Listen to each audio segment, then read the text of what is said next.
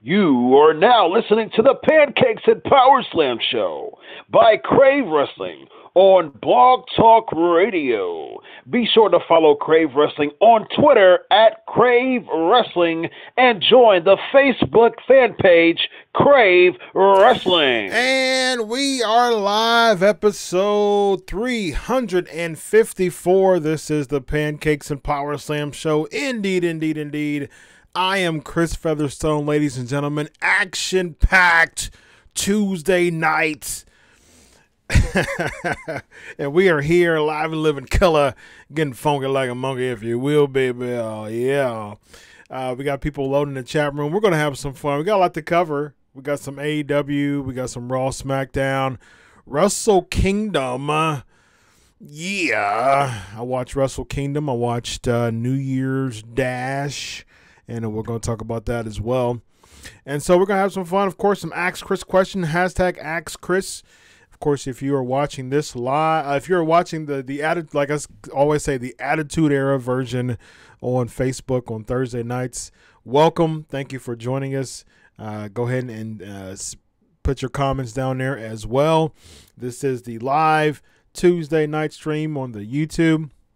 But again, on the Thursday night Facebook, thank you for joining us. Put your comments below. Of course, the YouTube stream. Put your comments below, as we always do. Hashtag Ask Chris. We got an action-packed, loaded show tonight. Yeah. And we got a lot to talk about. So without further ado, ladies and gentlemen, let's get right into the headlines, baby.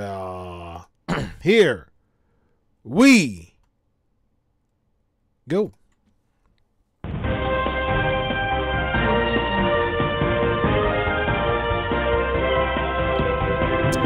And of course, I want to send my prayers to the family of Mean Gene Okerlund, 76 years old. He was definitely a legend in the business. Probably the best I'd imagine, in my opinion, but I would say across the board as well, the best interviewer in pro wrestling history. Of course, AWA, WWE, WCW. I've got so many Mean Gene memories. I posted my favorite Mean Gene interview on Facebook. There's so many. I mean, there's so many. He has so many interviews that were so memorable. But yeah, I think I put my favorite interview was the Hogan one, Hogan and Savage, when the Mega Powers, yeah. When it was amazing. Unfortunately, I can't show any videos or audio because WWE pinged me, but which they have before. So let's not do that. But I'll be the video. I'll channel Macho Man Randy Savage. Yeah, we got the Mega Powers. We got the handshake. Yeah. And then Hogan's talking about universes and all that, and it was amazing. And the fact that they would sell the heck out of that handshake, I loved that Mega Powers interview.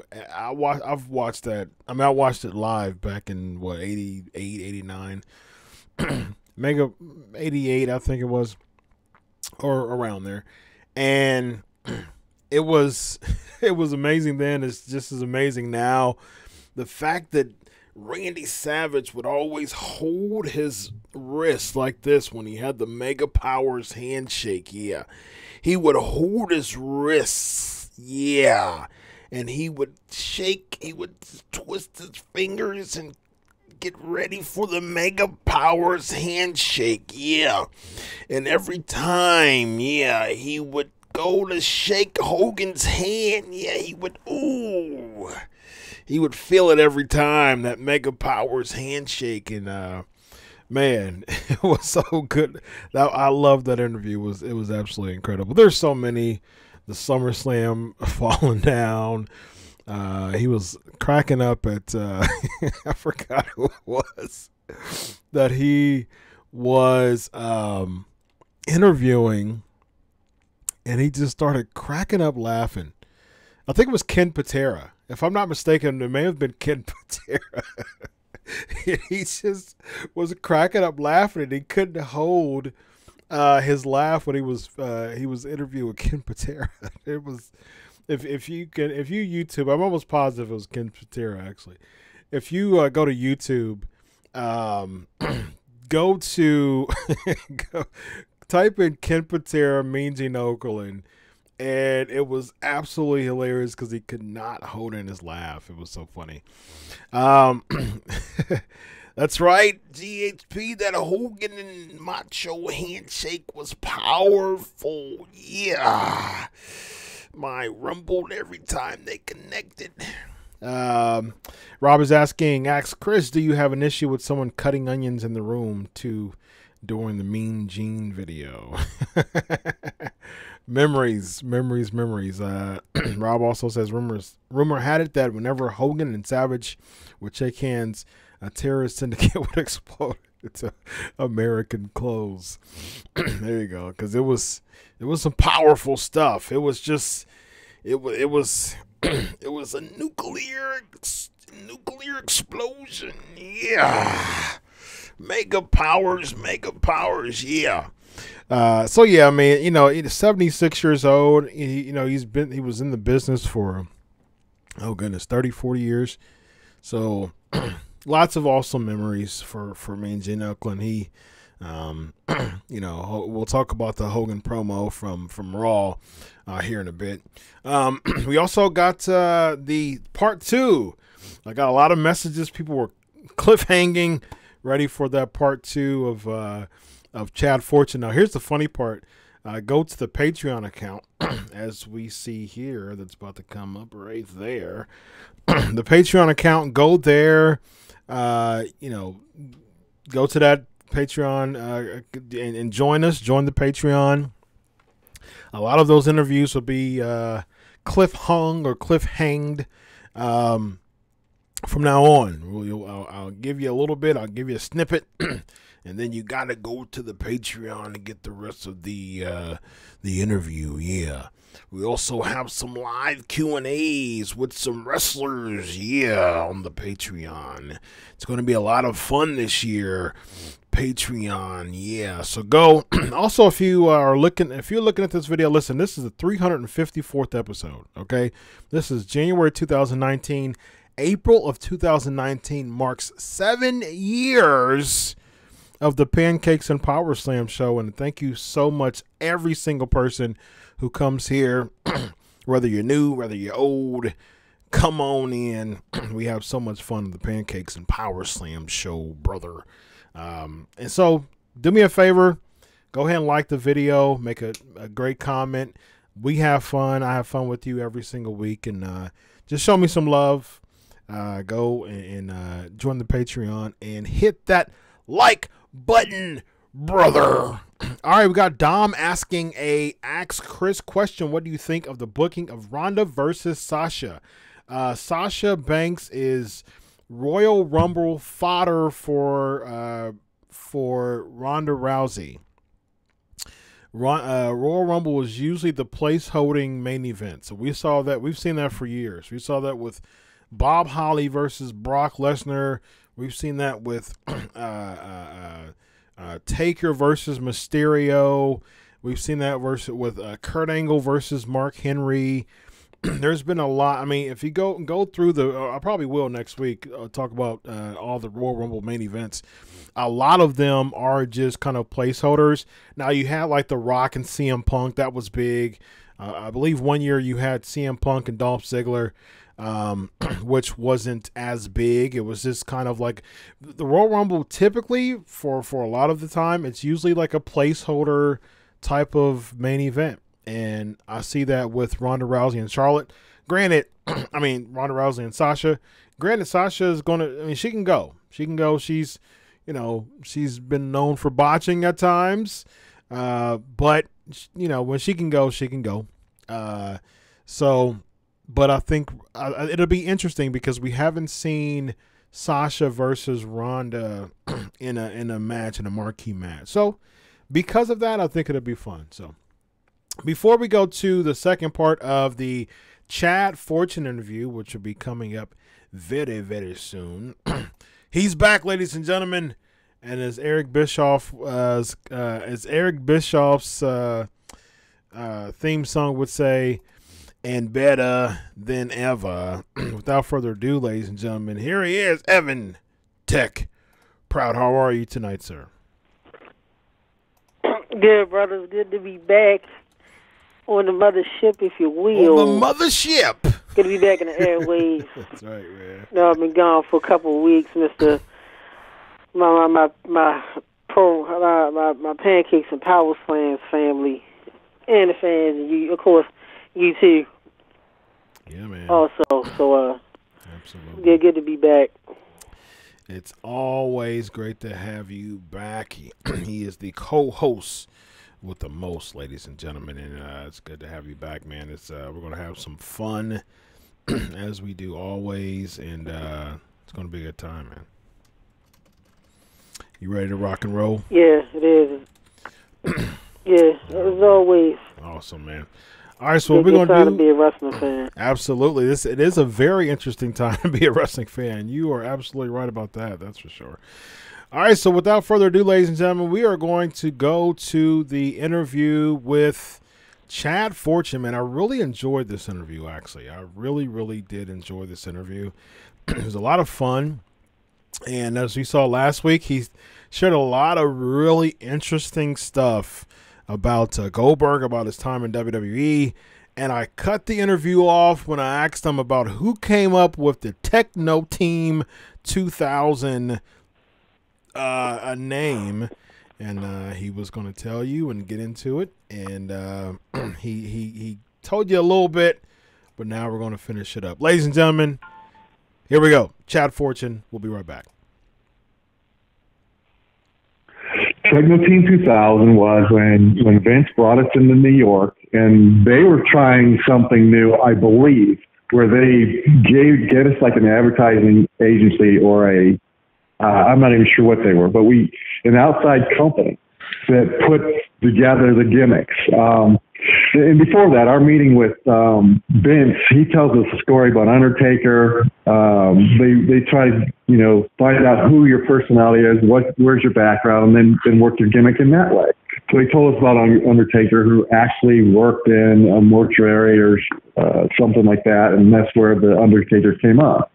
Well, in our initial interview, they knew that we were teammates, Eric and I, and that's what they wanted to kind of capitalize on.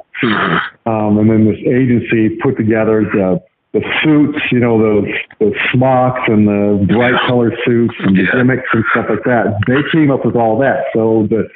And we were supposed to be the future of WWF. The new guys coming in, and they were really stretching by only giving us Techno Team 2000. Yeah. It was like 5 years. Yeah, a 5-year cap. Yeah. Yeah. But as it was presented, they came up with drawings and all kinds of stuff. The suits were all pre-made for us. They shipped us out to make our boots, and there's a lot of backing and storyline in front of that.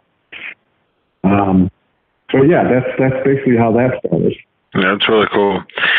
So let's jump to Goldberg before we close tonight. And what really intrigued me to contact you was being the 1 in 173 and 1 before he was 173 and 2.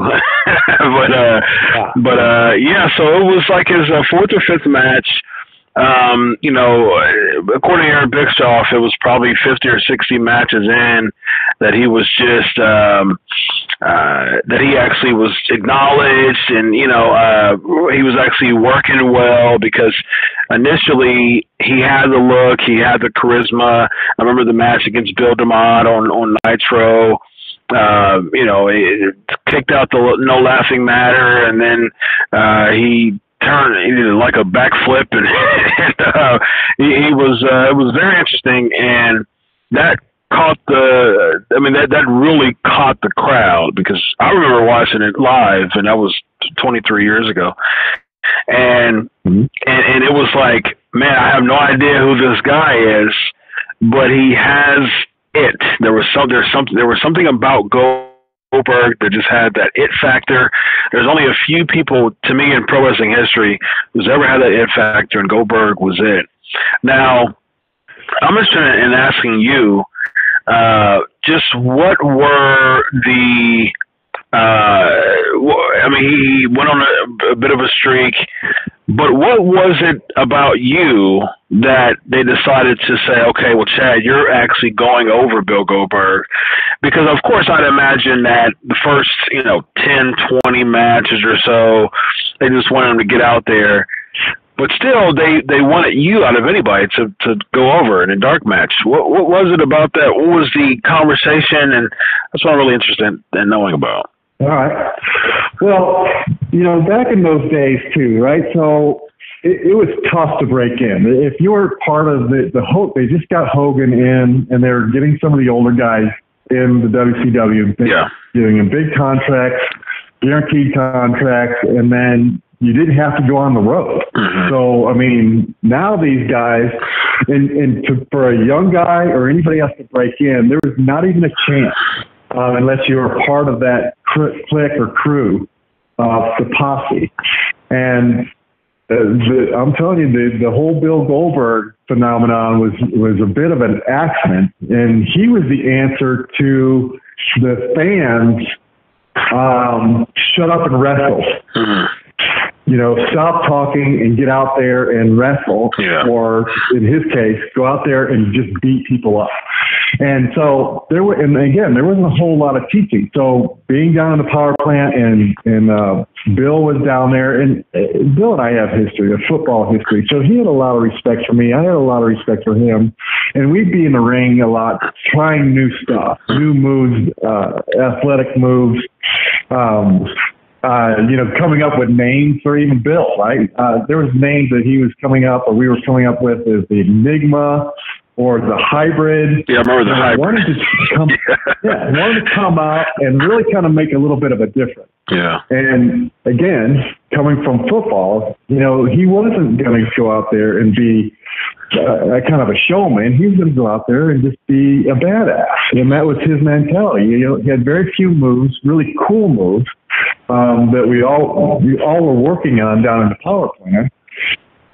And then really by accident, he had, his a couple matches, and really did well just because of the sheer size and then his intensity. There's a couple stories about playing against Bill as a defensive end, and I was a tight end, and he was really an intense guy anyway, just a big bull, and already being angry. And I would mess with him on the line, right, to try and draw his attention away from things, and even make him more mad so he couldn't think. And then he'd just go bull, and then we'd come run around the outside end. So it was a lot of fun stuff that we did when we were playing football. So, and then we would travel for a short period of time in that when he first broke in. So the way it came out is that Bill coming out and doing his first couple matches was, still really green. And then seeing kind of a decent impact right away, is that then when I came along and it was time for him to put me over, it was not a big deal for him whatsoever. And, knowing Bill personally, he would do it even for me today. That's the kind of guy and the kind of respect that we had for each other in our old history. So how that even came out is Arn Anderson was the booking agent, and he said, this is your time to, go down. And I think it was more of a test to see how he was going to take it. What kind of an attitude he would have. Okay. Can he put somebody else over? And again, it wasn't even 2 seconds. Probably slapped a high five and said, let's go, let's do this and make it look good. And it was a really good match, but it came and went, and that was it. And then Bill went on to do what he is today. Yeah, and WWE Hall of Famer. Yeah, exactly. Yeah, very, very interesting. I've never heard that story, and that is very, very interesting to me. That Arn Anderson basically gave him, kind of like a reality check, or just kind of like a litmus test, see if he can pass it and see how his attitude was with putting you over, and obviously it worked. Obviously it was a success because he ended up doing the streak and winning the U.S. Championship, the WCW Championship, by beating Hulk Hogan at the Georgia Dome, and the rest is history. So good stuff. Well, Chad, my last question to you is, we talked about this off air on the phone before, but what was it that, just because all of this long conversation is only packed in 6 years of you being a wrestler. Now, what was it that caused you to just walk away from the business after 2000? I know that you told me, you mentioned to me about, family and things like that off air, and just let the listeners know what exactly, caused you to walk away after 2000.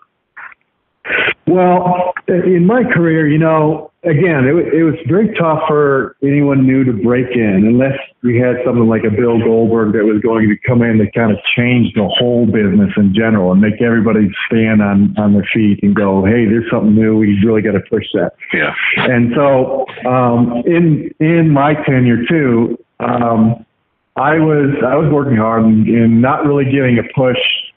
And I had gotten married, I had a child, and but I still wanted to be a part of the business. And I started training guys, Bill being kind of one of those guys, and Shawn White came rolling through there a couple times, and then I was doing some pay-per-view commercials. All the pay-per-view commercials that you see for WCW was me. If it was Survivor Series, I was the guy, on a surfboard. Road Wild, I was the guy riding on a Harley, and all these things. Survivor Series, I rode a big Clydesdale freaking horse and stuck the knife into the rock. And so, but when you could see what was happening, and WCW was failing. Nothing was really working in there, and the power plant, nobody was going anywhere in the power plant, and it started to fade out. A guy, Mike Weber, who used to do the pay-per-views, who was the head of marketing for WCW, had left, I think a year before, and went to what was Pace Motorsports, which in turn now is Feld Motorsports. He asked me because I was doing those pay-per-view commercials, and actually I was part of the pit crew when they had a Busch Series. WCW had a Busch Series car with Dale Torborg and I were kind of a pit crew tag team. We worked with this guy, Mike Weber, and he left. And so as WCW was falling apart, he called and said, hey, what do you think about, riding a bull or driving a monster truck?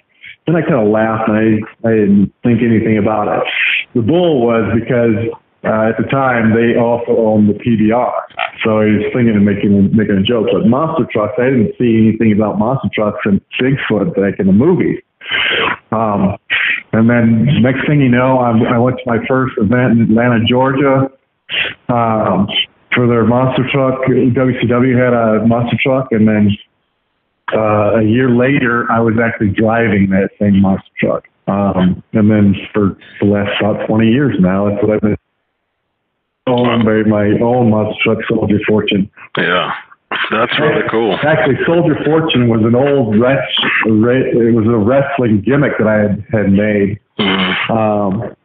That WCW, I presented it to them, and they didn't want anything about it. So to go somewhere else. We'll end up working for you for the rest of your career. So yeah. Awesome. It's funny how it all works out. Yeah, absolutely it does. Well, Chad, it's been a pleasure. Let the listeners know just what you're doing nowadays and what you're up to. Yeah, I'm again, like I said, I've been in the ranks of the monster truck business, Monster Jam.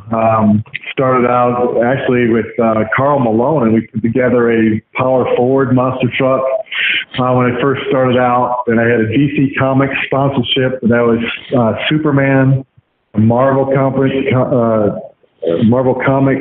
sponsorship with Captain America. So I got to play all these heroes.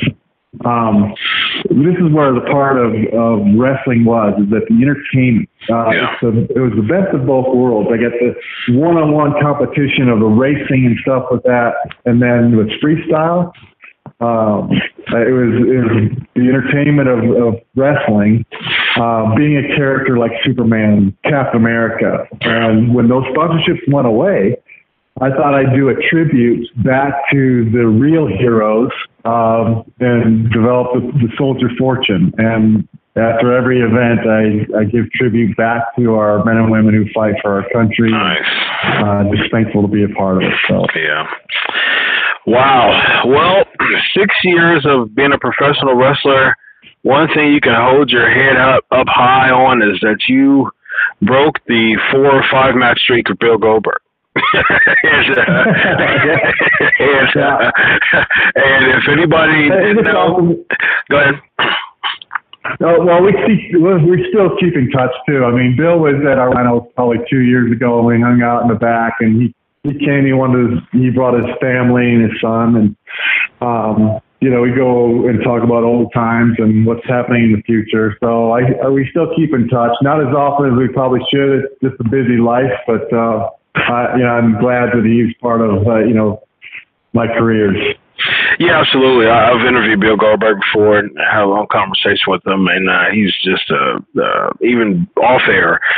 He didn't, he wasn't like playing the media card. I had a conversation with him on the phone before we even got on air, and he was just a very pleasant guy to meet. So I've had nothing but good experiences, from my interaction with Bill Goldberg. So I can definitely see what you mean by him, being a pleasant guy. He's. Other people say other things, but I can only go by how he treated me, and that was very pleasant. So I agree with you 100% on that. So, Chad, it's been a pleasure. And here's the thing. I get quite a bit of listeners in the thousands every week.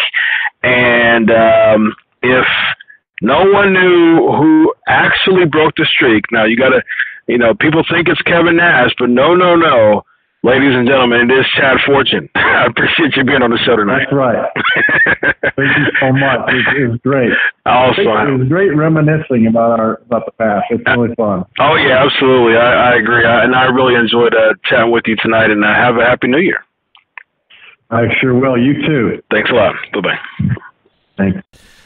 Chad Fortune Part 2. I'm really happy that he was able to come on the show, and I hope that you all enjoyed it. So we're going to get into Wrestle Kingdom talk, but before that, guess what? Trivia. What year did the WWE Invasion pay-per-view occur? What year did the WWE Invasion pay-per-view occur? All right, ladies and gentlemen, you know what time it is. It is time, for real now, for the headline. So we're going to do some Wrestle Kingdom stuff. And here we go. Let's talk about the Wrestle Kingdom card here. We're going to go through the card here, New Japan's site, and we are going to go over the results here live. And let's talk about them. All right, so we got the pre-show. We had Ryusuke Taguchi. Let me enlarge this real quick. There we go. Taguchi, Yano, and Makabe against David Finlay. And this is loading all of a sudden. It just says results right there. Are you there? Here we go. Taguchi, Yano, and Makabe against David Finlay, Jeff Cobb, and Yuji Nagata. Now, here's the thing. I always got a soft spot for Yuji Nagata because, Yuji Nagata is such a a legend in the business, and of course, I remember Yuji Nagata from his WCW days, and then of course New Japan, the time that he was in New Japan too. So it was, it's been awesome, and so yeah, I mean, I've had a soft spot for Yuji Nagata, and it's always, I think he's like 51, 52 years old right now. So it's always good to see that. It's always good to see the fact that, he's still up and running and doing so well in New Japan. And so, major shout out to that. So, all right. So we got already Brandon Gruss, GHP, 2001. Good job, 2001. Rob said was a little disappointed. Suzuki was Preston pre-show. It was pre-show. Made sense. It was the card was so loaded that it made sense that there were pre-show. I'm friends with Lance Archer. He last week he texted live. Let me bring my boy Evan Tech Proud as we're doing this. Evan, thanks for your patience. Back on the show here. Yeah, friends with Lance Archer, of course. Last week he sent a message to the Pancakes and Powerslams show live while in Japan doing some Wrestle Kingdom stuff, and it was great. And so I've got I'm a big fan of just seeing people like that, seeing my buddies succeed, and so that's what I was hoping. I kind of figured that. They weren't going to win the gauntlet match, although they had a good showing. I'm a big fan of Jeff Cobb too. Big fan of Jeff Cobb. Jeff is the man. And so then we had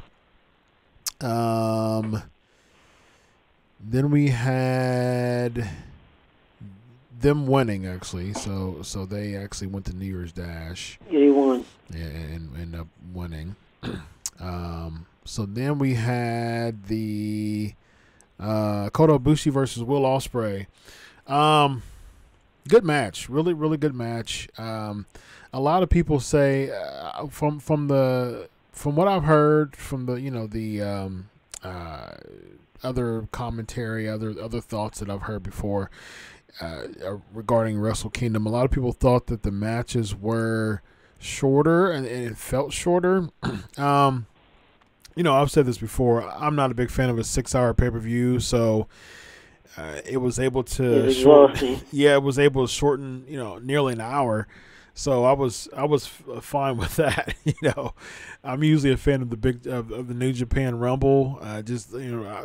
Someone asked me about that on the show last week, but just the tradition of it, and but it made sense that there was something that meant more.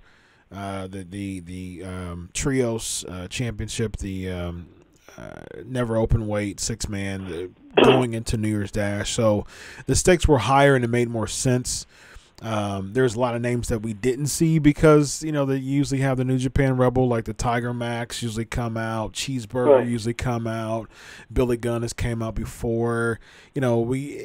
Scott Norton came back recently. Nagata, Norton. Yeah. Right. Liger, yeah. Liger's another one. So we usually have those names that come out with the Rumble, and that's what I like to see, just like the regular Rumble. But there was something at stake now, so it made sense. So, all right. So, I mean, it made sense though that Ibushi was going to lose to me because, as far as I remember, he's still not signed to a contract in New Japan, so he's still kind of freelancing.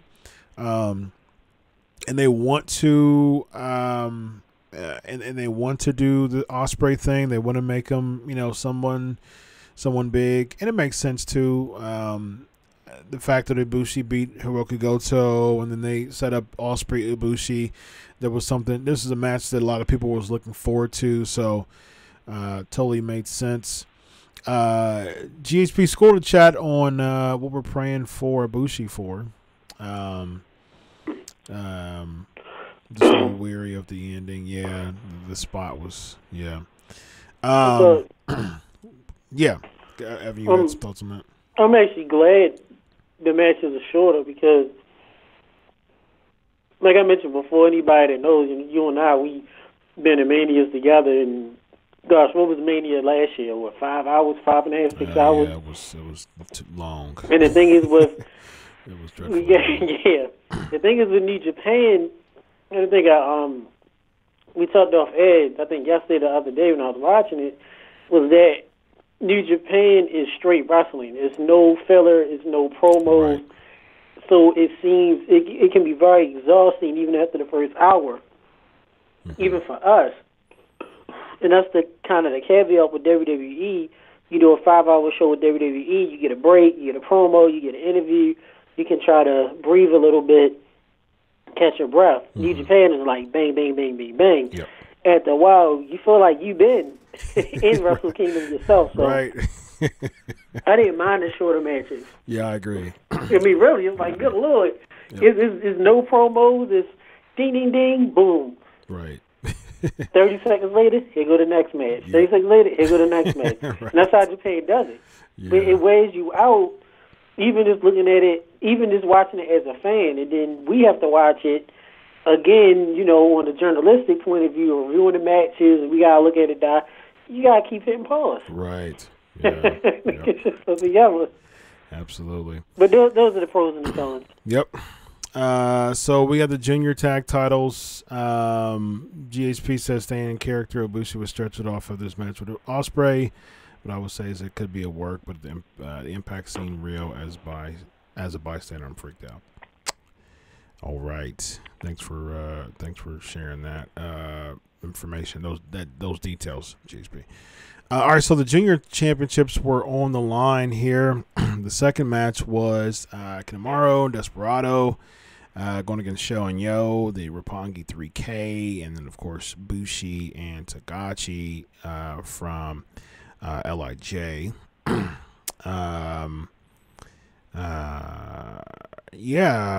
and one. Bushi and Tagachi won. And Kanemaru and Desperado, they had the titles for quite some time, and I think they had it for like 300-something days, and so definitely a big night for LIJ, and it was really kind of up in the air. And I've said this before. I'm still not sold on Roppongi 3K. They can go in the ring. I like Rocky Romero. I've chatted with him before multiple times, but. I don't know. I mean, I liked Roppongi Vice with him and Beretta, but now Beretta's, back or with Chucky T as the best friends. I don't know, man. I don't know. I can understand that Romero's been wrestling for a long time, and I know that he does. I mean, he does commentating now for New Japan, and so he's kind of like the part-timer now because he's been around for so long. Makes sense for him to be kind of like a player coach type deal. But I don't know. There's just something about 3K to me that just doesn't, I don't know. Because I've been watching Wrestle Kingdom for quite a while, and I was so used to the Red Dragons, to the Young Bucks, to Seidel and Ricochet, and just I've been so used to those type of junior tag teams and those junior matches that Roppongi Vice is another one. And so I don't know, for 3K to be inserted into that, it doesn't seem like the junior division is as kind of placed on a level of importance as it used to be. Because I remember for a while the juniors would start, just kind of set the tone. I think the junior just kind of needs some elevation, needs some excitement to get back into it. The matches are really, really good. I mean, I enjoyed it. This match was less than 7 minutes. Look at this, 6 minutes and 50 seconds. I didn't realize it was that short. You can't see that. Now you can. Right there it is. All All right, so next we had ECE and ZSJ, Zack Sabre Jr. I think that I mean, I'm a big fan. ECE is one of my favorite wrestlers in New Japan. I love watching ECE wrestle. This guy is as Jim Ross would say, Bubba Tough. And I love. I mean, one of my favorite matches of all time was him and Katsuyori Shibata. Man, that match was incredible, absolutely incredible for the Never Championship. I love him. I love watching him and Minoru Suzuki wrestle against each other. I'm a big fan of watching Ishii, and of course the time when he was in Ring of Honor as a television champion, had some good matches there. Big fan of Ishii wrestling. ZSJ, of course, ZSJ is he's solid. He's always been solid. He's been a good wrestler. It made sense for him to win the British Heavyweight Championship again. That's what he Rev Pro, and he represents it, and I think the match was pretty good. Looks like it says 11 minutes and 35 seconds here. Overall, good match. Again, it wasn't too long. It wasn't exhausting. You know what I mean? And a little quicker than what I thought. Yeah. So it was pretty good. Straight to the point. Right. Exactly. Yeah. I was surprised that Ishii tapped out. He wrenched both arms, kind of like the double arm, wrench type thing. But he was kicking, stopping him while he was kind of wrenched. So yeah, it was good all around. Just altogether was pretty good. 11-minute match. This one was 10 minutes for the tag team championships. Even Sonata winning the World Tag League for the second year, and so yeah. Ishii said, "I quit." He couldn't tap out. Yeah, Johnny. Yep. Thanks for that clarification. Yeah, he said, "I quit." The old "I quit" matches. He couldn't tap out because both of his arms were behind them. So yeah, Tama Tonga Tagaloa, the GOD. I'm a fan of this team. The Bullet Club OGs. And as we saw, we had two new members. I think that was a New Year's Dash actually when Tanahashi and Chase Owens joined back to join. They got jacked up, and then they're back. I mean, they're back in the Bullet Club. So yeah, of course, I didn't expect the Young Bucks to win because of the AEW stuff. So go ahead, Evan. Yeah, kids are Ming. Yep. The Minions. Minions, yeah. So yeah, even Sonata's one of the hottest teams in New Japan right now. So it made perfect sense that they were able to. I mean, that they won again. So again, the tag team division, I don't know, it just needs a bit of a spark to me. Look a little stale. Yeah, we're seeing the same teams. We're seeing Evil Sonata. We're seeing the GOD. The Bucks, we're not going to see them as much now because of AEW, or if at all.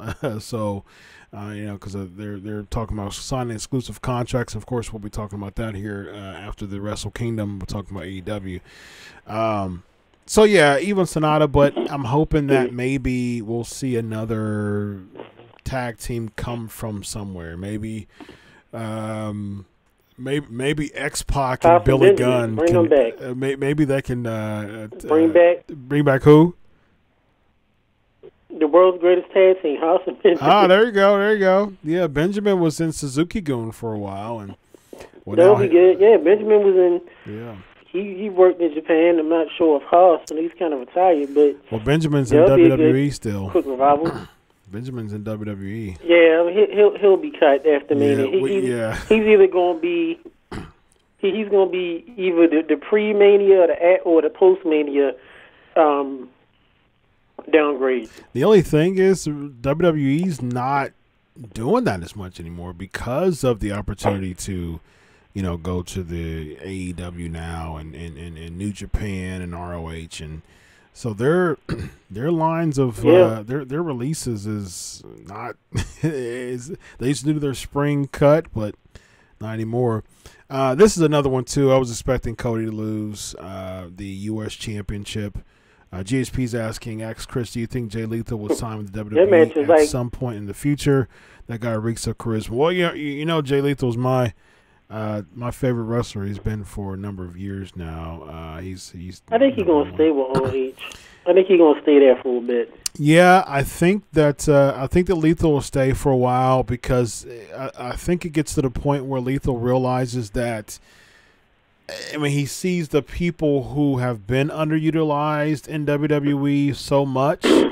I just don't see Jay Lethal, as much as I would love this to happen, I don't see Jay Lethal headlining a WrestleMania. As far as I don't see WWE doing that to him. I think he has the ability. He's amazing. He's my favorite wrestler. But I don't see WWE saying, oh, yeah, Jay Lethal's the guy. He'd headline WrestleMania. So, yeah, Johnny says, I say if Lethal changes companies now, it'd be for AEW. He's black. Yeah. Remember the caveat, he's black. Yeah, he's, and there has not been. You know how they he's black. He's not The Rock. Yeah. He's black. You never know how they go. Unless you, unfortunately, I mean, Booker T and Triple H, but no. There hasn't been an African American. And Booker T still lost. Has there been? There hasn't been an African American that's actually legit, true headline. Nope. WrestleMania ever. Wow. We are still waiting at the 45 years history of the WWE for an African American man to headline WrestleMania and to win the WWE Championship. Do not 63. Come with me for Featherstone. I'm saying 53. I'm saying 53 years. 54 Don't come now. to me and talk about The Rock. 1963, I believe. So 56 years. 56 years. Yep. Yeah, that's crazy. Wow. So don't come to me and say The Rock. No, The Rock's Samoan. The Rock never claimed his blackness. Yeah. When you're in the world of wrestling, you have an inch of Samoan. That's what you are to the day you die. That's how the WWE will. That's how the WWE will book you. Yeah, for sure. Right. The Rock has not been black since WrestleMania 13 when his daddy came out and saved him, and nobody know who in the world he was. The High Chief came out. You remember that? There you go. Yeah. Yep. Good old High Chief. All right, so let's get to this real quick. GHP says Black Machismo equals Chris Prolific. Amen. D-Mac is asking, true they can link him to the rest of the Samoan dynasty. Yeah, exactly. All right, so Cody and Juice. I really lost the match for sure. Less than 10 minutes. Definitely another short match. I like what they're doing with Juice. I like the fact that Juice is actually a very high mid-carder, and he's been for a little bit. I was actually surprised that he beat Jay White for the title, but him and Cody's been feuding ever since for a number of months now. Cody won the title in California a few months ago, and I guess it was for the purposes of making Juice, important, and I kind of put him over, I guess. So I'm cool with it. Definitely happy for Juice overall. Really moved up since his NXT days. Yeah, absolutely. So we'll see what they'll do with Juice. And I love Juice Robinson's music for some reason. I don't know. So Kushida's gone. So Kushida's actually one of my favorite New Japan wrestlers. I would say probably number 2. And everybody knows I'm a big Okada fan. I would say Okada, Kushida, and Ishii is my top 3. Also a big fan of Tanahashi, but Okada, Kushida, Ishii is my top 3. So Kushida's gone. I don't know. It must be the money thing. If he is WWE bound, I mean, it's you not. know, I know how great they deal with them. Yeah, and here's the thing. Like, I don't see him being any different than Hideo Itami, you know, or Kenta. Yeah, I was going to say Kenta. Yeah, right. and he was huge in Noah. You know, he was real big in Japan, and he was the man. And I just don't see them doing much. I mean, it seemed like they tried to do something. At least they tried to do something with Hitami, but he got injured. I mean, he jacked up his shoulder, and there was a couple times he got injured, and it seemed like they tried to at least, and then, you know, because of his injuries, they kind of pulled back. I just don't see. I mean, to me, it just doesn't make sense. I don't see how you can get excited to go from being one of the biggest names in New Japan over the past decade to going to 205 Live, because I don't see him as a big main roster name. I wish, but at the same time, I don't see. Yeah, I don't see Kushida being a big name in WWE. Even if he goes to NXT, no, I still don't see. Unfortunately, because I love Kushida. But at the same time, unfortunately, I don't see Kushida being a big name. Yeah. You know, so D-Mac is saying, if I'm honest, if I was a fairly hot indie act, I'd take the WWE money, potential exposure, merchandising opportunities just to cash out at least once during my career. Now, I talked about that before. Here's the thing about that. I would agree with that if you were a hot NXT name. If you're young. I would agree with that. Like for instance, if Apollo Crews went back to NXT and became a hot name, he'd be a hotter commodity than where he is now. Now he's just, a matter of like, okay, I'm Apollo Crews, I'm on the main roster. I am a small fish in a big pond, unfortunately. Small black man, bald. And here's the just trying to make my way. And here's the thing about Apollo is that if he went to NXT right now, he'd be a hotter name. So if he did go away from WWE and he went to NXT, he would be a hotter commodity in the Indies than where he is now. Because people like momentum. That's what the Indies are about.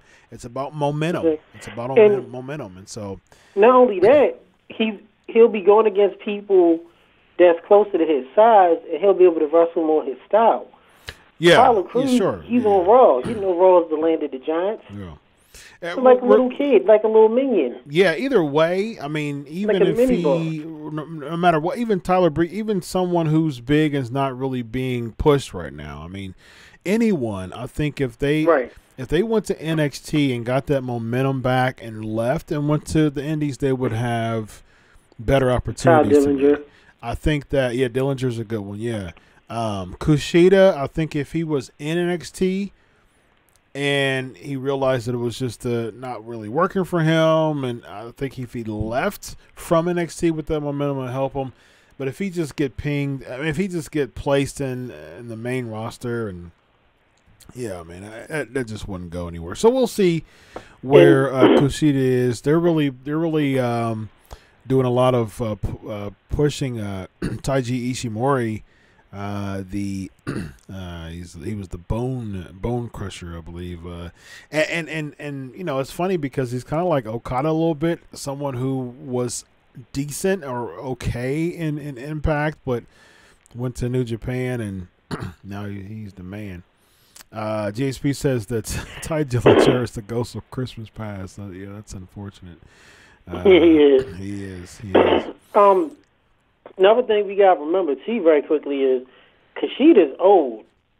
And, you deal with someone he's pro not wrestling old as in years. In wrestling, he's old. Yeah. And we got to remember the Japanese style, strong style, everyone doesn't adapt going to the American style well. Yeah.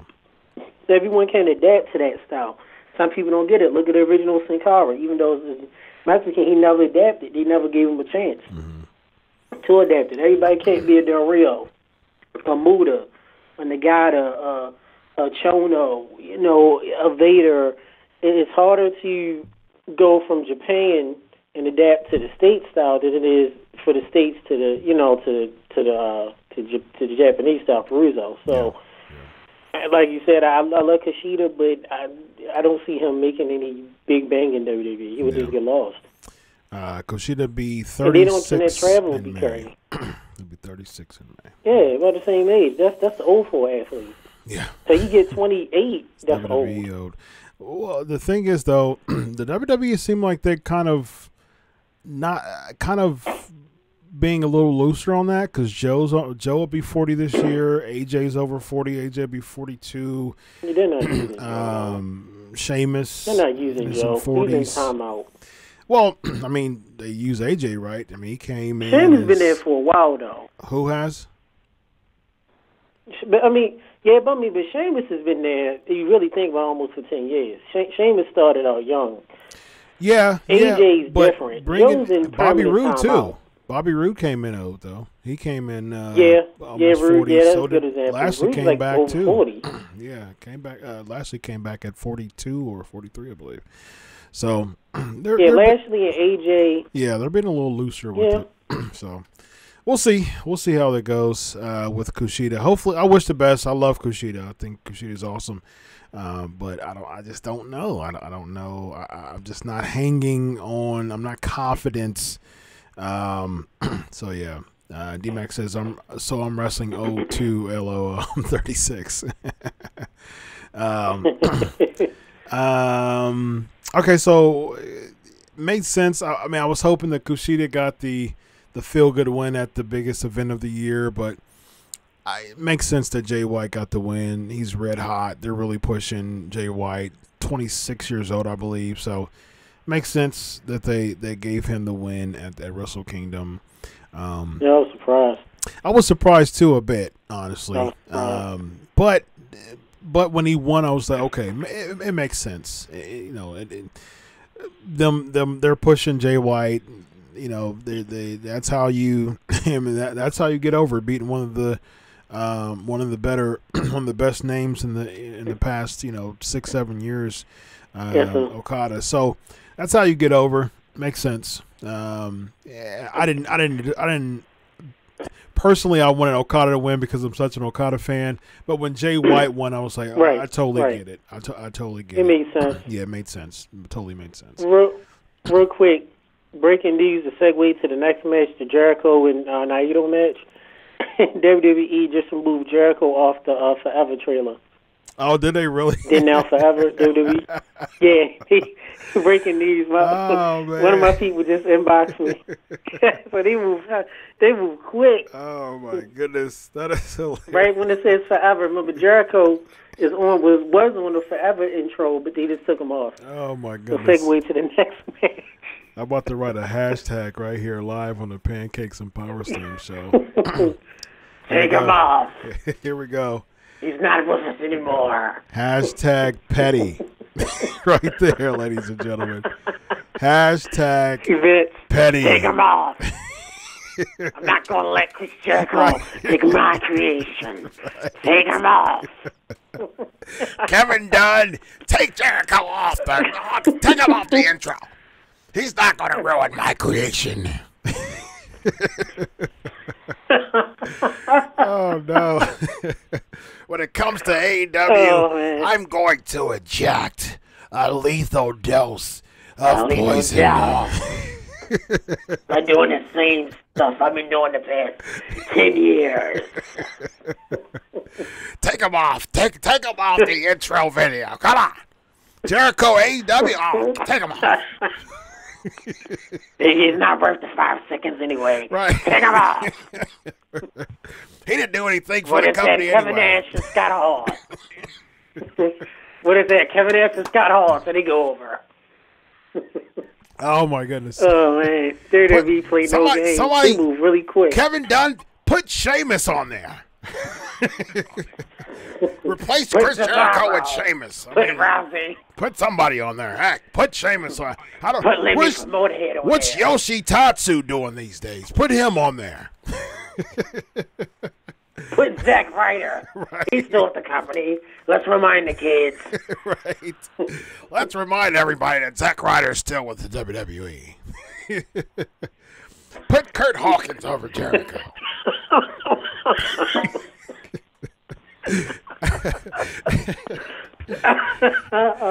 Come on, Kevin Dunn, hurry up! Put Kurt Hawkins on there.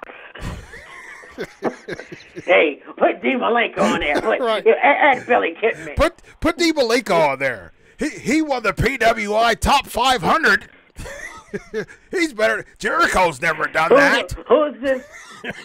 Wait, Adam Pearce used to wrestle? Let's add Adam Pearce on there. Oh, my goodness. Yes, Zed. Dean the Machine. Former PWI Top 500 winner. He's going to be, D. Malenko's going to be at the end of the WWE trailer now. I've seen Scantron have more charisma than D. Malenko. And I've talked to the man a few times. Yeah. Nice guy, but... so bland. Yeah, so bland. Yeah. His handshakes are even boring. All right, D-Max asking, has Chris been learning about Modern Era New Japan after official channel in Naito's someone I really want to check out? Yeah, Naito's the man. Also random, do you foresee the typical WWE jokes and shade from commentary and wrestlers once AEW gets running? I could definitely see goodness, what's his name? Corey Graves. Corey Graves, yeah. They try to use him as the modern day. Hey, Dre Lawler in there. Have him replace Jericho. The impressions are unbelievable. That's what he says, yeah. I can see that for sure. What was it? That's what D-Max said, the impression. He enjoyed our impressions. All right, so, again, I was expecting Jericho to put Naito over. I mean, this was a given. 22 minutes and 35 seconds here. Leo Rush. It was good. Yeah, I mean, again, this was a given to me. I was expecting Jericho to put over Naito, so there's not much to say about that. Personally, this was my favorite match of the night. Outfit. Yeah. Was that with Scissorhands? Yeah, he's been doing that for a while now. The whole bikes. Clockwork Orange type of feel to another level with that. Yeah. He looks better though, because he looked a bit sloppy. Dominion was okay. Wrestle Kingdom last year against Omega was sloppy last year. Yeah, Wrestle Kingdom against Kenny Omega last year was good. Dominion's a bit sloppy, and when he went against Evil, that was it was sloppy too. And, that hurts for me to say that because I'm a big Jericho fan, but. Yeah, but he looked much better physically too. It looks like he really got in better shape for this one. Of course, Kenny Omega, Tanahashi, comeback story. To me, it was great. It felt great having Tanahashi winning the title for the 8th time, which is crazy. 42 years old, comeback story. It was good. It was just a feel-good moment, which I really appreciated. Right. Yeah. If I'm right, because I've been watching Wrestle Kingdom since 7. Mm-hmm. The feud back in the day was Tanahashi and Okada. Am I correct? Yeah. They had that feud before it was Okada and then Omega. And then Tanahashi kind of got bumped down to like second tier. Yeah, Intercontinental level. Yeah, he was trying to revive the Intercontinental division, which was good. I mean, that's like someone like John Cena. I always say Tanahashi's like the John Cena of New Japan, so that would be like John Cena being an Intercontinental level for a few years. So, I think it was a good move. Allow people to step in and be the next wave like Okada was. So it was a good move. He always said, my cousin always said, he looks too pretty to be a wrestler. Who? Tanahashi, because the way his face and his hair, yeah. Nice and pressed. Yeah, he does acting too, so yeah. All right. Shout out to my man, big fan of Kenta Kobashi, one of my all-time favorites. I know he's retired now, but man, he would have been huge in the States if he ever went over. Yeah, definitely. All right, Him and who? Masawa. Yeah. Yep. Him and Masawa, their matches. Masawa and Kabashi. Yep. Here's another trivia question for you. Who has the record of the most days as WWE Tag Team Champion? Who has the record of the most days as WWE Tag Team Champion? All right. Individual. Do you feel that Wrestle Kingdom 13 will be better than WrestleMania 35? It has been. I mean, granted, I know that's kind of far-fetched, but... No, it's only 3 months away.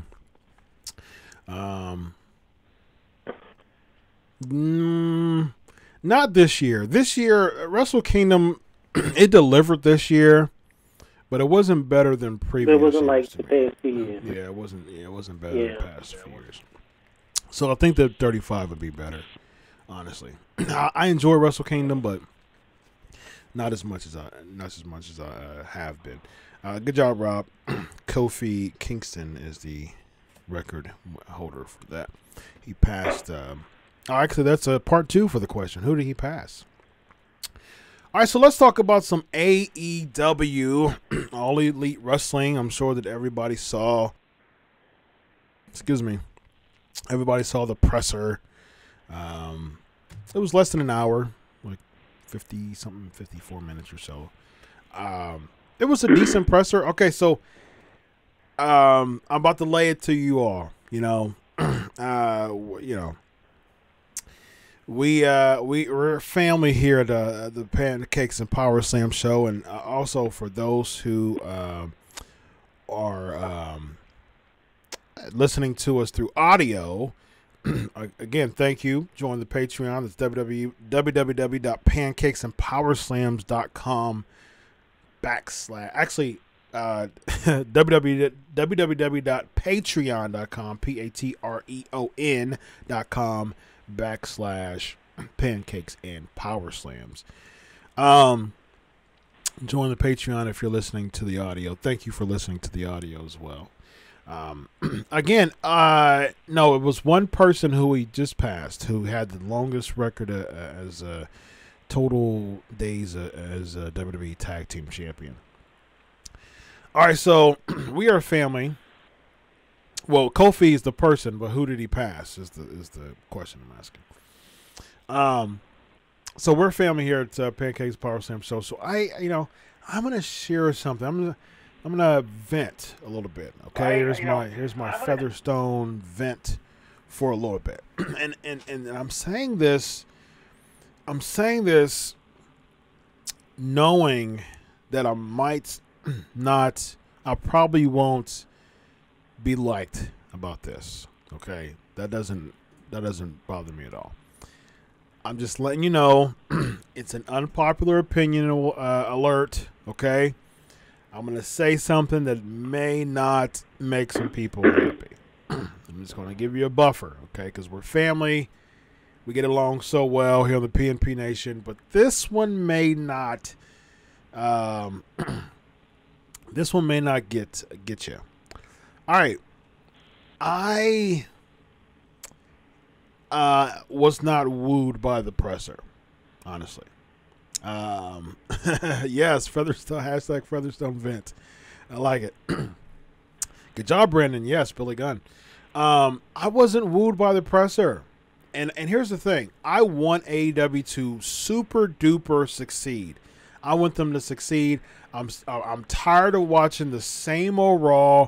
I'm so sick of just the redundancy, the repetitiveness, same Raw all the time. SmackDown is better because it's 2 hours and the level of content is better. Rob, you're hilarious. The content's better. I want AEW to succeed. I'm telling you, I've said this on my show. I want a competitive number 2. I want AEW to be like the WCW type of deal. Okay? I just wasn't wooed by the presser, because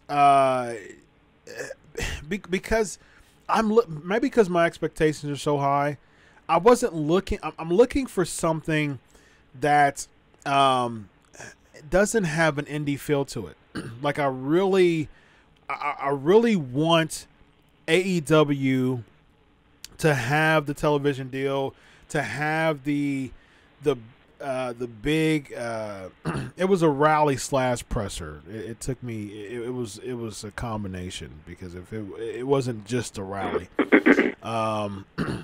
because it was a presser because they were making announcements.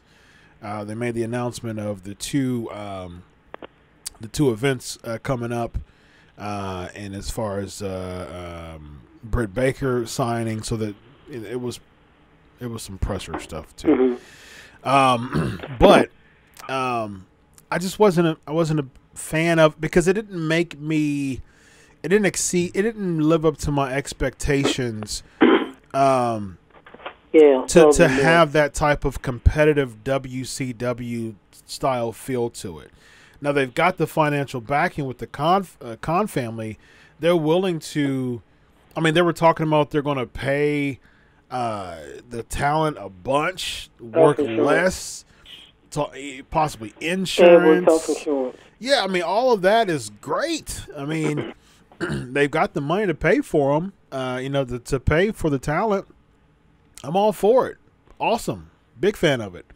But it's like, and this is what I felt. I'm gonna be honest with you. When I felt at the end of the press, at the end of the rally, I felt, like it's another PWG. It's another Impact. It's another ROH. It's another, what I mean? Like it was another MLW.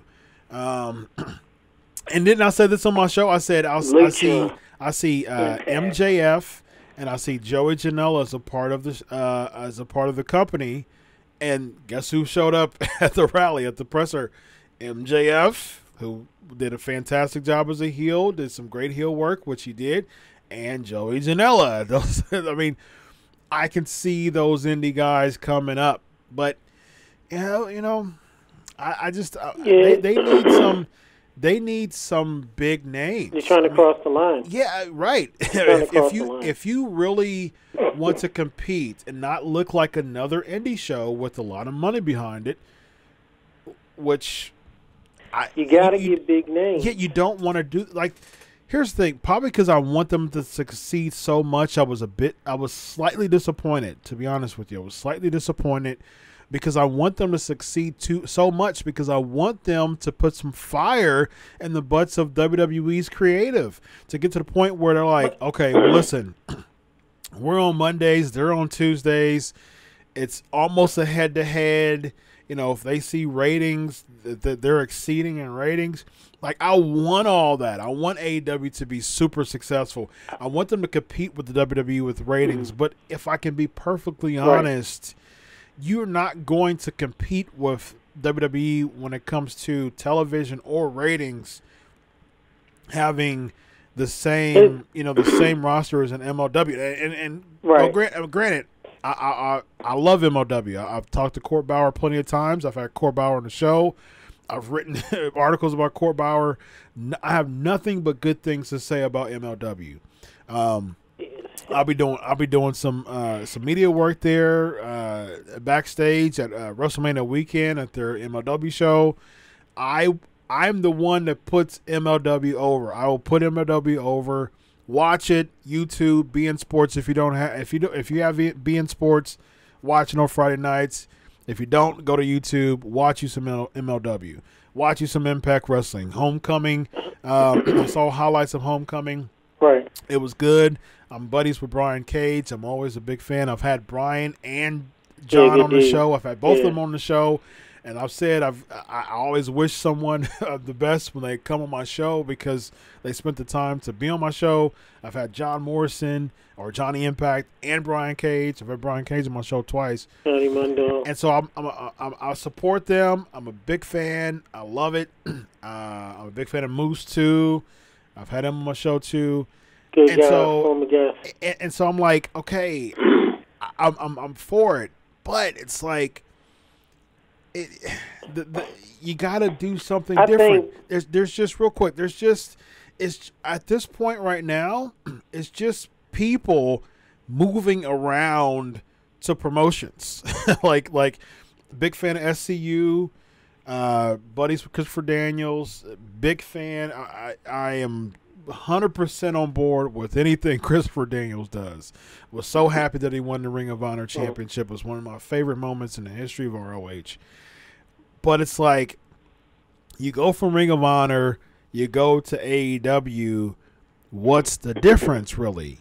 You know what I mean? Like, what's the difference? Unless, and here's the thing, you're bringing in Jericho. I'm gonna address these Ask Chris questions. Keep them coming. I'm gonna address them after this.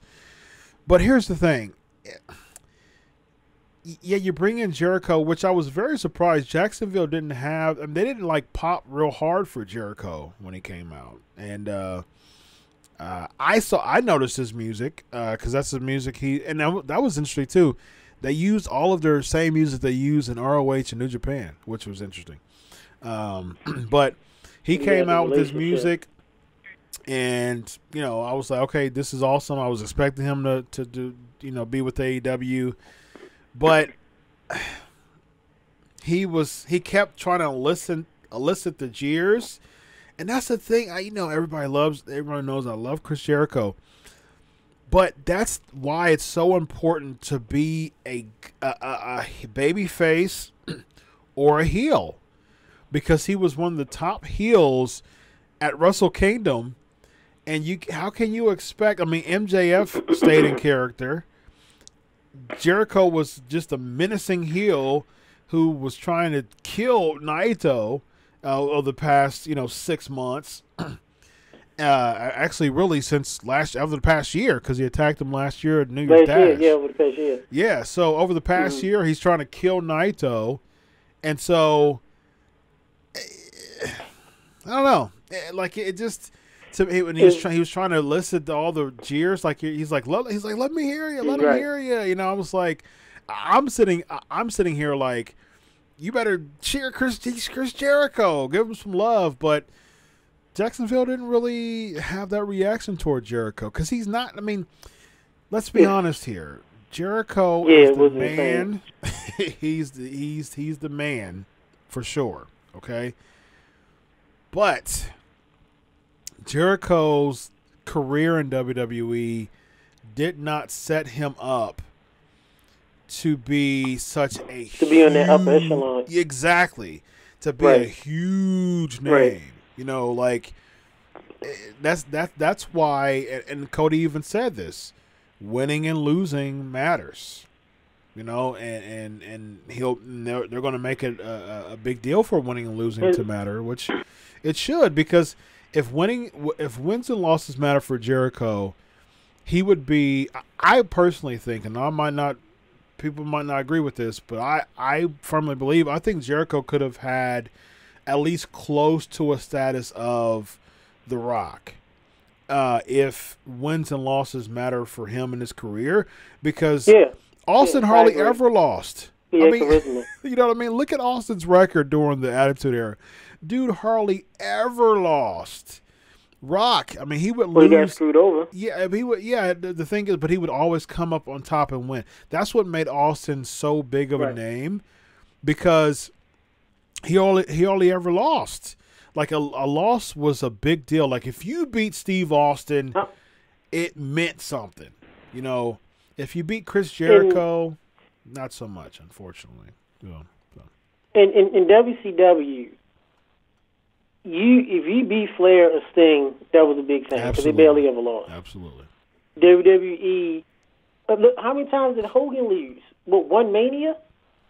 Helped the Warrior. Yeah, Warrior. And it wasn't even a clean 3. Right. He kicked out at 2.5. At 3. Right. 2.5. So this is my thing real quick. We have friends that work with All In. You know, we talk to the people behind with All In. We know Cody. Randy's a good person, the Bucks. I think it's one of two things. One is timing. It's too many promotions. Yeah. I just had dinner with Tommy Dreamer last week. We were talking. Tommy Dreamer was saying how he's glad for All In. Mm-hmm. But this is the thing. We know it's Coca-Cola and it's Pepsi. Those are the two big dogs. Yep. Of course, you got RC Cola.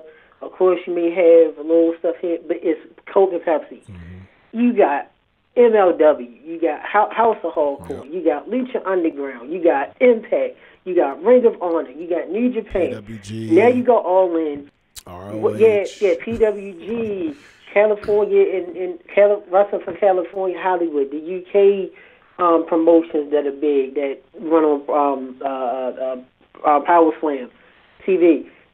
It's so many shows. What can you do? Mm-hmm. And this is me talking, you know, as we're entrepreneurs on the business end. What can you do to market your show that's going to be different from RH, NXT, right, to Impact, to Lucha Underground, that make it different? And I think it's timing, because you announce, and granted, stuff take time, but like you said, what big talent do you have? Who can you bring into AEW? And I want them to see, like you, that's going to, you know, shock the world and go like, oh, wow, I got to watch. Right. Everybody's tied up. Yep. Came into WWE. Absolutely. Goldberg signed with WWE Legends deal. Sting signed WWE. Flair's in WWE. Hogan's in WWE. And not only that, these are all older legends, so they're not going to be full-time. Who do you have right now that could go full-time, or that could even go part-time, that has that big name to where it's like, wow, AEW got him, I got to watch. And please don't talk about Punk. Please, he's damaged goods. Yeah. Nobody cares about him. He lost about 60 pounds. The only reason people are talking about him because he got screwed over by WWE. Yeah. No one talks about him because of his great matches. Yep. I mean, and here's the thing. I think they should discover, like Mo was saying, they need to discover new people. Absolutely. You can't discover. Here's the thing. You cannot discover new people and really put people over if there's just a bunch of new people and a bunch of indie people. Let's be honest here. And I was seeing that, like, listen, I'm all for, it was great to see PAC, you know, it was great to see him back, you know, in the States. Big fan of that. Right. But, and I'm all for Hangman Adam Page. I've had him on the show too. Again, it goes back to the thing, but right. But again, it's like we know these dudes. Yeah. It's like, okay, but so they don't have that fan power. I looked at the main. If I was thinking in my head, I was like, okay, if this is the main event for Double or Nothing, yikes! You know, like I don't see a competitive. You know, I'm all for PAC and Page. I'm all for it. I think it'll be a great match. I'm all for the setup. I'm all for it. But to me, it didn't woo me to say, whoa, okay, I'm really looking forward to Double or Nothing because the main event for the championship is PAC versus Hangman Page. Now, here's what they should do. The common fan don't even know who Hangman Page is. That's true. Yeah. Matter of fact, this is what you gotta think. Now you talking about compete with WWE. WWE is a juggernaut. They're worldwide. So us as wrestling fans, the people that are legit fans know who these people are. Yeah. Now you gotta focus on getting the demographic of the common fan is just a basic person. And you need someone with a marketable name that can say, wow, I remember him. My girlfriend don't know who these people are. My daughter, this common, your aunt. Who's Paige? Who's Cody Rhodes? Who's the Young Bucks? You get, like you said, you got to have that marketable name, like a Brock, like The Rock, like Austin. Wow, they're back. WCW was successful because in the 90s, they were free. Yep. They had their opening. They could bring in Luger. They could bring in Nash. They could bring in Hart. They had Hogan. Sting was already there. He switched up. Goldberg was a star. Because it was like, wow, we got to watch because they're on. And then you had Austin. It was equal. You had big stars in WCW, big stars in WWF, and it was just them. Yep. Now, who do you have? Yeah. Reigns is sick. But everybody big is tied up with E. Yeah. And what you going to throw $1 million to The Rock? The Rock isn't going to no All In. No, he's not. He's still WWE. He's not going to AEW. Right. Yeah. And granted, I love all. Right. And again, listen. I want AEW, and I'm saying all this just because I want them to succeed. I want them to beat WWE. That's the thing. Right. I want them to beat WWE in the ratings. Put some fire in their butt. Yeah, and that's the thing. I don't see, even with a big TV deal, I don't see. I mean, based on what I saw, and again, there's growth, there's development, there's new signings. I get all that. I'm a big fan, but they need some big. No, and again, Aaron, I agree with you. No one's going to beat Vince McMahon. But if you're going to the Khan family, if you're going to get the money, basically the Khan family to Cody Rhodes is akin to Ted Turner and Eric Bischoff. You can do it. I mean, WCW was doing nothing, before the Bischoff era. You were having, you had Hurd, wanting Ric Flair to cut his hair and be Spartacus. You know what I mean? And having the ding dongs. Bill Watts. Yeah, and it's like Jim Fry. And it's like they didn't care about WCW before Bischoff, before 94, 95. They did not care about competing with WWE. They did not care about having a riveting product. They wanted the ding dong. Right. They wanted Spartacus. They just didn't care. It was just a comedy act to them. Eric Bischoff, as much as people want to talk about Eric Bischoff, as much as people want to say he stole ideas from such and such. That's my buddy. Whatever you want to say about Eric Bischoff, he came in, and of course he had some help, but at the same time he came in and he flipped the wrestling industry upside down. How dare I not have that expectation for someone else to do it? Cody Rhodes has been in the business. I mean, he even said in the rally, he grew like his first breath. He knew about wrestling because his dad is my second favorite of all time, one of the greatest of all time, baby. Dusty Rhodes, the American Dream. His dad did booking for NWA, for WCW, for TNA when he was there, for NXT. He's the godfather of NXT. Even did right. So he knows how to book a show. He has the money, and now he has the money to go behind it. So I believe that Cody Rhodes and the Young Bucks have what it takes to flip the wrestling industry upside down again. And I believe they have what it takes, and I hope that they do. But here's the thing.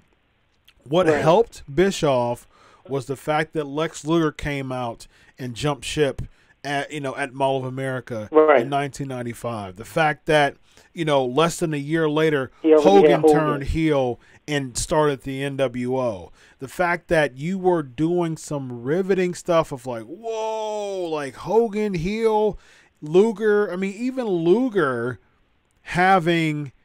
he wasn't even really huge, in the WWE at the time. He was teaming up with Bulldog, months before, and he wasn't even really getting booked very well. But it was still the controversy. Whoa, wait a minute, Luger, whoa, that's Luger. Hogan, Big Bubba going against each other. Whoa, what is Luger doing there? I thought he was in WWE, and so that's what we need to really kind of reset the competition. And I think that they can do it. I hope that they do it. But, the Joey Janela's, the MJFs, great talent. Let's not dismiss that. Great talent. Like I said, I always put MJF over. He's an old school heel, and we need more old school heels. Big fan. Put him over for sure. But at the same time, We need different. We need unpredictability. We need edginess. It doesn't have to be like crazy, like just scandalous, but give us some controversy. Give us some shock, some wow factor. And to be honest with you, right, like a Hangman Page versus, Pac doesn't really woo me. Pac, to be honest, yeah. You like my buddy, my good old friend Kevin Sullivan, the Taskmaster, said this before we talked off air. You know, touched on how close me and him are. We just talked last week. Yep. When he was booking for Nitro, and I'm good friends with Bischoff, been on my show 3 times. He said WWE sell Corvettes and we sell Harleys. Yeah. We did it totally different. Somebody in the chat said something about they got to try to get HD cameras to look polished. Maybe they don't. Look different than WWE. You gotta, not saying that you gotta be crappy like standard stuff, but you want to have a different look. You want to have a different feel. And like you said, WWE is a corporation. Mm-hmm. I've been in front of the headquarters. It's a lot more to WWE than just what you see on Raw and SmackDown. It is a legit machine.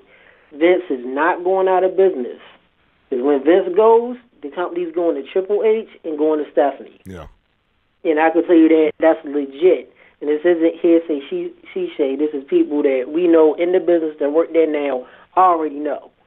But you don't have to put Vince out. Pepsi not put Coca-Cola outsells Pepsi a good few $1 million a year. Mm-hmm. But Pepsi ain't going nowhere.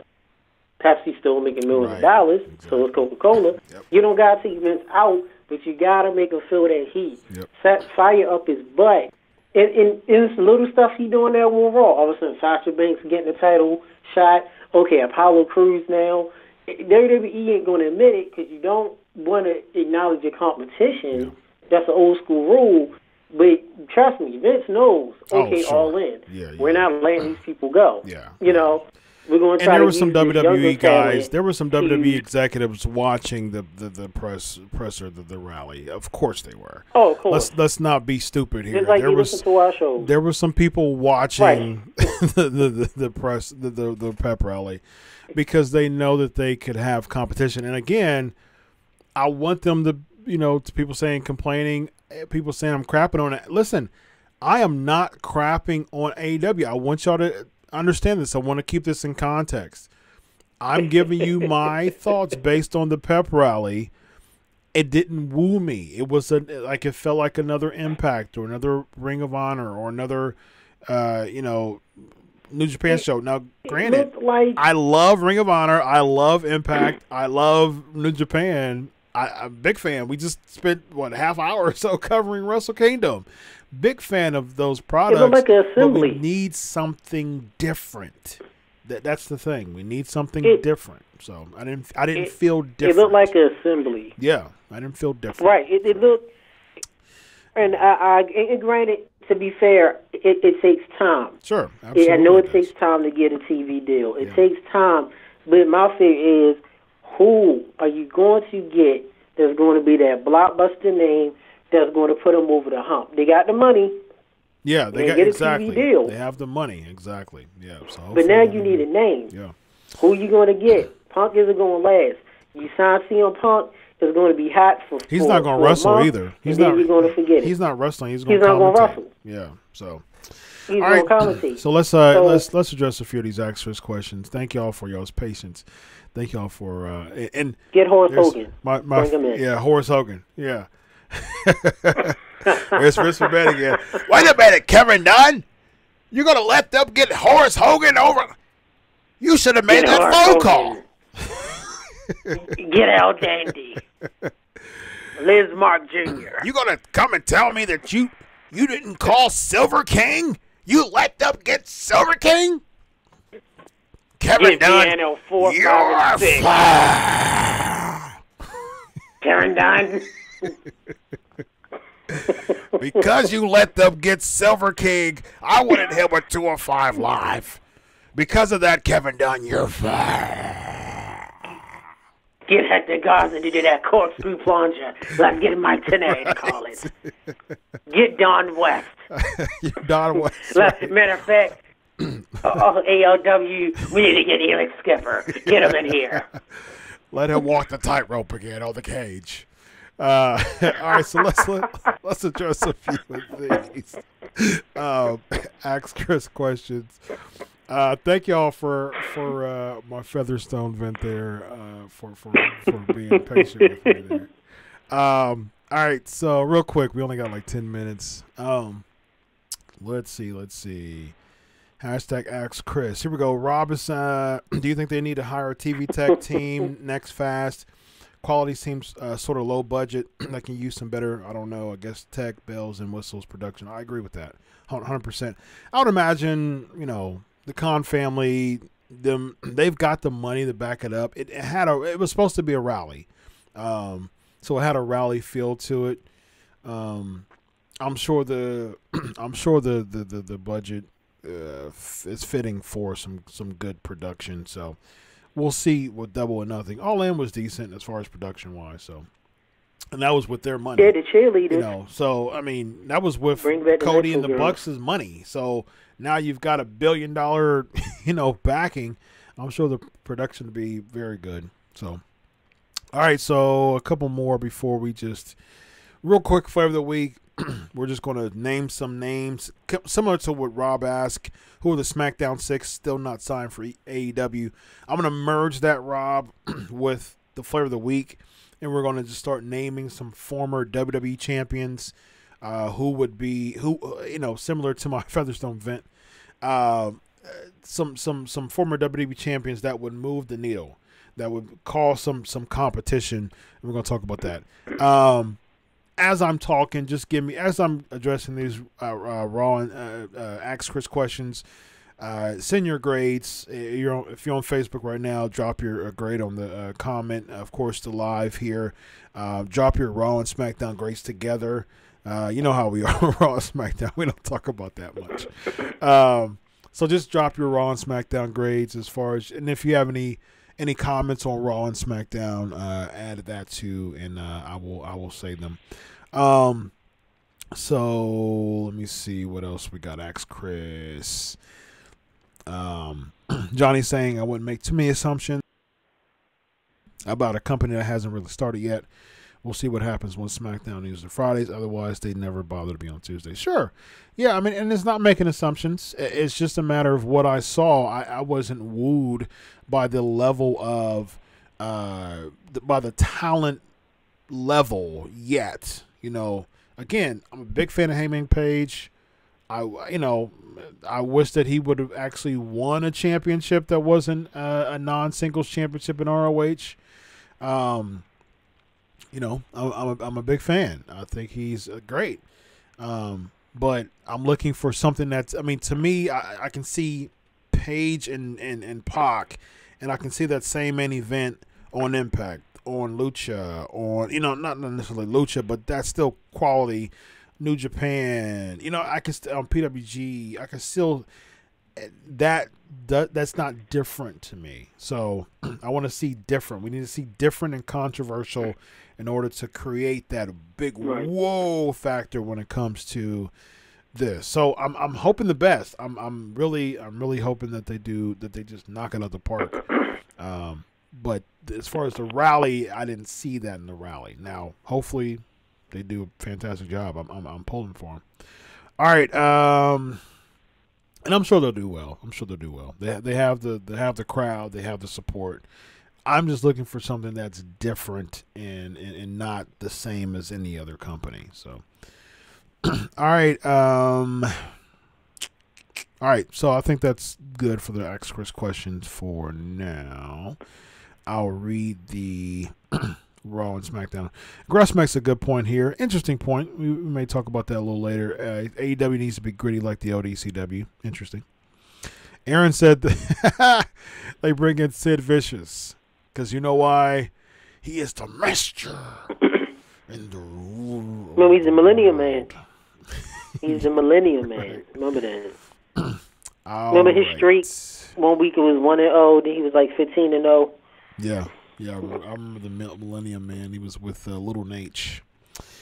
What WWE main eventer do? Gus is asking what WWE main eventer do WWE needs to go after. Ziggler, maybe. I mean, I don't see them really.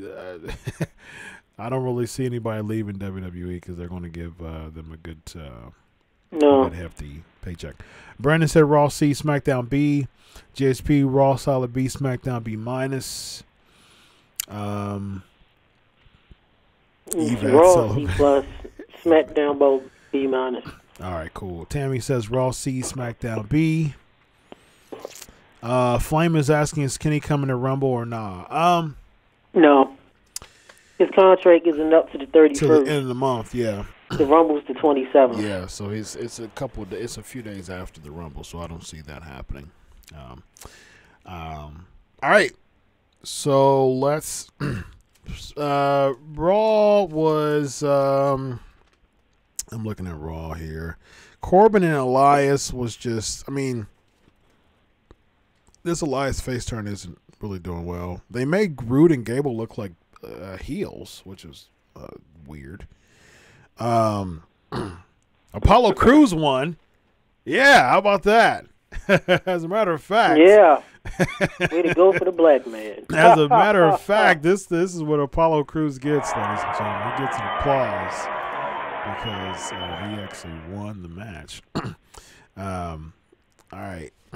Let's see what else we got. All right. Can we get that Raw Siren back? Raw. Remember that Monday Night Raw Siren? Can we get that back? Yeah, that would be great. Yeah, I'll make a soundbite for that and do the Raw. Yeah. Monday Night Raw. It really seemed like Jax is getting the doghouse here. Mean Gene salute was great. It was great to see. Hogan was getting booed by which wasn't a surprise to me. Surprised that Cena's going into the Rumble. And then Bobby Lashley, I mean, they're doing something with him and Rollins, but that's not going to make a difference. We really only got a few minutes. So, and the SmackDown was decent too. Looks like they're trying to finally do something with Almas U.S. title feud, and the world title feud is interesting. I'll give SmackDown a B. Raw, I'll probably C. C. All right, flavor of the week. Here we go. It is now time for the flavor of the week. All right, so as we go out, we're going to talk about just name me some former WWE champions. Johnny, 30 Rumble spots, and just real quick ask Chris questions. D-Mac, I know that they lacked a big ticker tape parade at Universal Studios, a la certain bald orange guy, 1994. That's a good point. All right, so just next couple of minutes, just throw some names at me, former WWE champions that would do well on that would move the needle for AEW. Gross is saying Christian, very interesting name. I can say that. If you get his domestic life right, Del Rio. That's a good one, Del Rio. Official Miz face turn tonight, feels like a heel turn waiting to happen. Road to WrestleMania. I wish they would carry that tag match until Mania. So that's my personal opinion. I don't really care about a Shane Miz match at Mania, honestly. What other names? So we got Christian, we got Del Rio. Jack Swagger. Swagger's he's very MMA. Of course, that's a good one, Rob. Goldberg. I've heard that there was some interest in Goldberg. All right, so give me some more names. WWE, former WWE champions that would move the needle as far as kind of help their head-to-head with WWE. Mark Henry. There it is, Johnny. Vacant. Yes, vacant always helps move the needle. You're vacant. Oh, man, I like it. D-Mac says CM Punk would generate attention. Yeah, I agree. Even if he was commentating, I agree. The number one contender. Mo said Vince would take Goldberg's ring. Goldberg, you weren't good at WWE anyways. Give me that Hall of Fame ring back. Johnny says Big Show. Okay. He's very WWE. Okay. Flame says MVP. MVP's never been a WWE champion, but I think MVP would be a good grab, though. The Great Khali. The great. No. Batista. Yeah, Batista would be good. Batista would be a really good grab, actually. Oh, yeah, absolutely. I agree with that. Definitely. Zed says the same thing. Eddie called him Bautista. Johnny says Batista because WWE keeps ignoring him. Hey, Johnny. That's hilarious. Rob says Bret Hart. He could wear them jean shorts every year. Yeah, that just wouldn't be the same. Yeah, looking at Bret Hart wrestling related. Kevin Nash, so he could oversee stuff. Yeah. Kevin Nash from an overseeing standpoint. Nash is a good mind. I can see that. I think so far, Batista is a big grab. Batista would be a big grab for them. Mo says Scott Hall. Scott Hall's never been WWE champ. All right. Mo says Jake Roberts. Never been champion, but Rob says DDP. DDP never was. He was never WWE champ, but he'd be a good grab, but not wrestling related. He's 90 he's pretty seconds. much done with that. So, Brett with the jeans shorts and the bow legs. Yeah. And the oversized jersey that he had on. RVD's a good one. Good one, Brandon. Gruss says Bob Backlund. Okay. That would be interesting, him as a manager. I can see Backlund as a manager. Joe Morales. I like it. All these Joe Morales. all these plebeians. I think RVD's a good one too. RVD and Batista so 60 far seconds. is the two that has really stood out for me. Good names, everybody. All right, fantastic show today. I really enjoyed myself. 354 episodes in the book. Thanks, everybody, for listening to part 2 of Chad Fortune. Follow me on Twitter at Chris Prolific to see who's on the docket for next week's interview. Ladies and gentlemen, it's been a great episode as always. Until next week, on behalf of Evan Tech Prout, Under the Mat Radio, I am Chris Featherstone. Yes. Thank you to the PNP Nation for Good night, having everybody. a good time as always. Until next week, has ladies and been an gentlemen, honor. enjoy your week of wrestling. God bless, and always remember, I do it for you. Have a good night, everybody. Bye-bye.